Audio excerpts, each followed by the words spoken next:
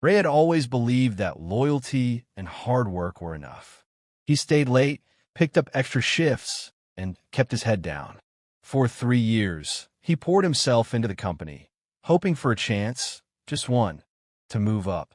When an internal promotion was announced, he saw it as a window finally opening. But what really gave him hope was Liam. Liam wasn't just his colleague. He was his closest friend. They had started together, shared cramped lunches, stressful deadlines, and quiet victories. But Liam had something Ray didn't: charisma. He made people laugh in meetings, talked easily with senior staff, and, most importantly, had Mr. Carter's ear. "You've earned this," Liam said one night as they shared drinks after work. But Carter's old school. "You've got to impress him, not just with numbers." Ray frowned. "What does that mean?" Liam leaned back, sipping his drink. "He likes people he can trust. People who aren't stiff. Go have a drink with him. Talk. Be open." Ray trusted Liam. There wasn't a reason not to. So when Liam arranged a casual dinner with Mr. Carter, Ray agreed. It was at a quiet bar, dimly lit, leather seats, jazz in the background. Carter was already there when Ray arrived, sipping neat whiskey, a calm smile on his face. They talked, initially about work, then about life. Mr. Carter was sharp, observant. He listened. He laughed at Ray's dry humor. And as the evening went on, Ray noticed how the compliments shifted. Not just about his work ethic, but his calm energy, his sharp mind, the way you don't try too hard to impress. And that's what's impressive. Ray smiled politely, unsure. There was something under the surface he couldn't name. The next morning, Liam was waiting at Ray's desk. "So, how'd it go?" Ray shrugged. "It was fine. He's more laid back than I expected." Liam grinned. "Told you. He likes people who make him feel seen." There was something in Liam's tone that made Ray pause. "Are you sure this is about work?" Liam laughed too loud. "Of course. But if he happens to like you, that's not a bad thing, is it?" Ray didn't answer. He wanted the promotion, but not if it meant being someone else. Still, he couldn't shake the feeling that Liam knew more than he was saying. He'd always trusted him, through breakups, burnout, and everything in between. So when another dinner invite came from Carter, Ray accepted. After all, if this was the path up, he'd walk it. But in his gut, something felt off. He just couldn't tell if it was Carter or Liam. Ray arrived at the second dinner with a strange heaviness in his chest. Mr. Carter welcomed him with the same easy smile, but this time the energy was different, quieter, more personal. There was no small talk about projects or upcoming deadlines. Instead, Carter asked about Ray's childhood, what kept him grounded, what he feared. The questions were intimate, almost too precise, like he was studying Ray. Ray answered carefully, conscious of every word. Carter complimented his honesty, his genuine nature, and said it was rare in their world. Ray tried to keep the conversation balanced, redirecting when it got too close. But Carter wasn't just listening. He was peeling Ray open. There was admiration in his voice, but also something deeper, unspoken. Later, Carter leaned in slightly and said, Liam told me you're someone I should get to know closely. Ray's stomach tightened. Closely how? Carter tilted his head. Don't worry. I'm not the type to make assumptions. I just trust Liam's instincts. Ray didn't respond. He went home restless, questions spinning in his mind. Why had Liam said that? What did he think would happen?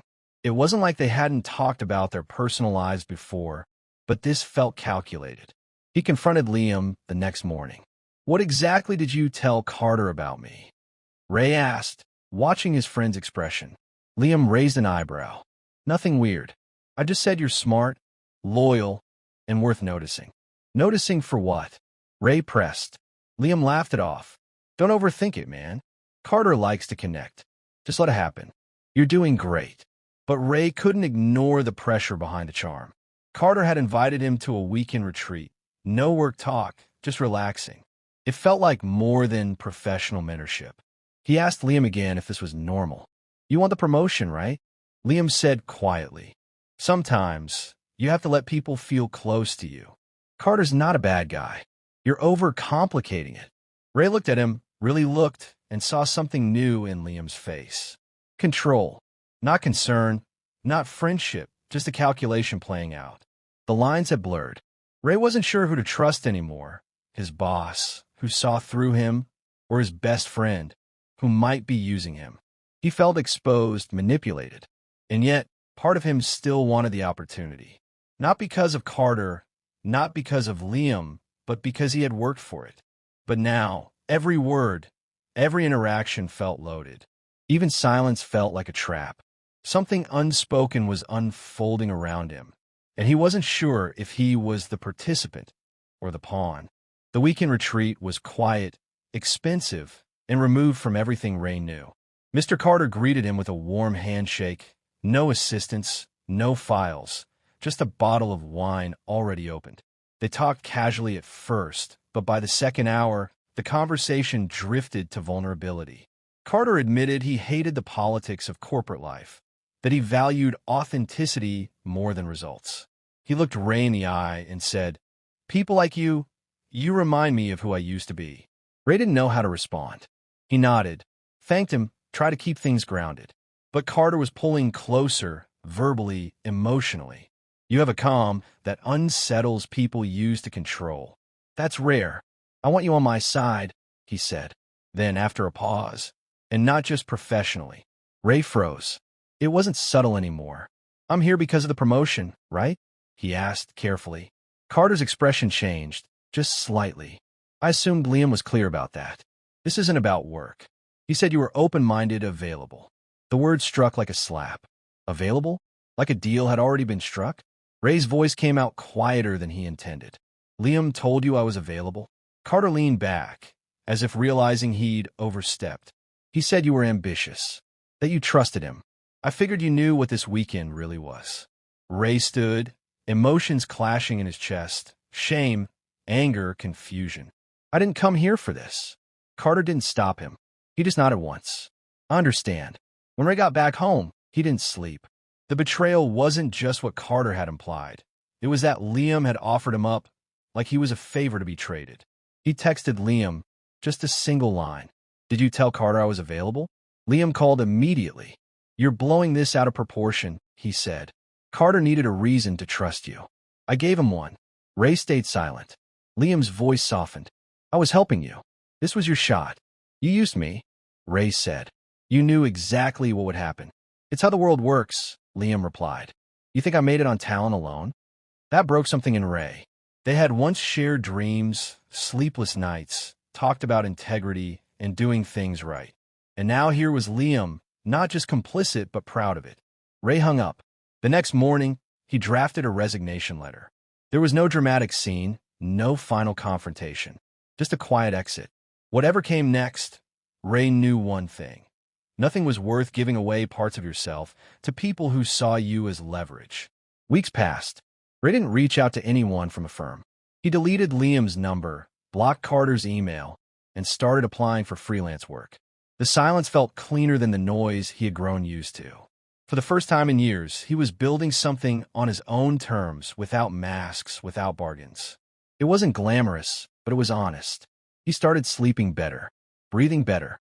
Then late one night, a message came in. It was from Carter. Just one line. "I didn't know Liam lied.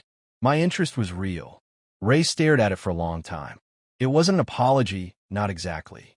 More like a confession from someone who finally saw how far the damage had gone. He didn't reply. He didn't need to. Some doors don't need to be slammed, just left closed. What still stung the most wasn't Carter's interest, but Liam's betrayal. Ray kept replaying the little signs he had ignored. The jokes that landed a little too hard. The way Liam pushed things off as harmless, even when they didn't feel that way. He had trusted him like a brother. Maybe more. That was the hardest part to accept. Not the manipulation, but the fact that Liam had once been the person he would have defended at all costs. Now that trust was ashes. Ray didn't carry hate. It was too heavy, but he carried memory, and that was enough. He started writing. Short pieces that reflected fragments of what he'd lived. Not directly, never using names, but real all the same. Stories about people who gave too much, who mistook ambition for belonging. Stories about finding yourself after being used. One day, He published one under a pen name. It got shared, then shared again.